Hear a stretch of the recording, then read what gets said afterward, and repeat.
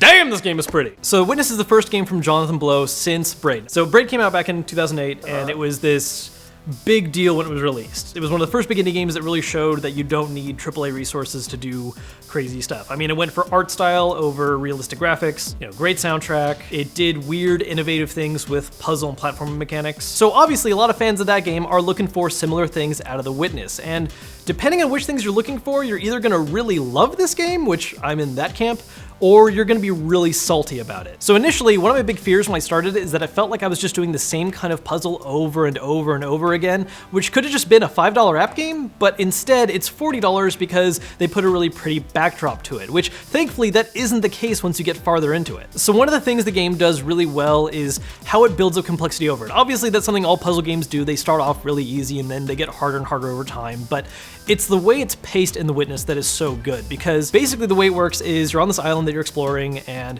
every different little area has its own new mechanic for how puzzles work. And it doesn't just force you to figure it out, but every time you do a puzzle there, it's teaching you how the mechanic works and reinforces the rules behind it. So one of the best things that can happen in this game is how you can run into a puzzle that you have no idea how it works, but then you go somewhere else, learn the mechanics, and come back, and it's just plain as day how you solve it. And this is where the environment comes into play too, because the way you solve puzzles isn't just what you see on the board itself, it's also the environment giving you hints and clues in some situations. And it's really mind-blowing when you realize that the way a bunch of rocks are stacked in the corner of the room is the solution to this puzzle you've been stuck on for the past 20 minutes. Now, all that being said, there are some things about this game that I don't like. For instance, there's no music at all.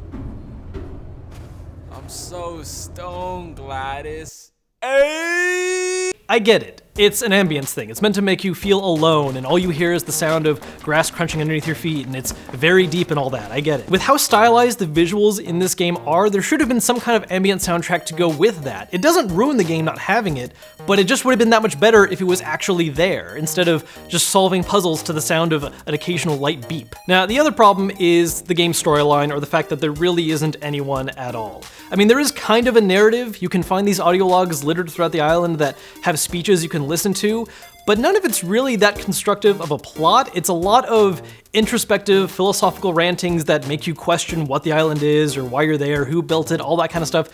Basically bullshit. That's fine, I get it, I actually enjoy this kind of stuff, but a lot of people are gonna get turned off by the fact that there's no real narrative or answers to why you're there. Now, once again, it doesn't ruin the game. It's not something that completely destroys everything else it has, because it survives that strongly on just the visuals and the design of the puzzles. It's just that if you care about things like narrative or soundtracks, this isn't for you. On the other hand, if you just really love puzzle games and your idea of a good time is breaking out pen and paper to take notes, you're gonna freaking love this game, because it's amazing. And this is really even made better by the fact that the game lets you take whatever pace you want with it. There are over 600 puzzles in this game, but you really only need to do a fraction of them to effectively beat it.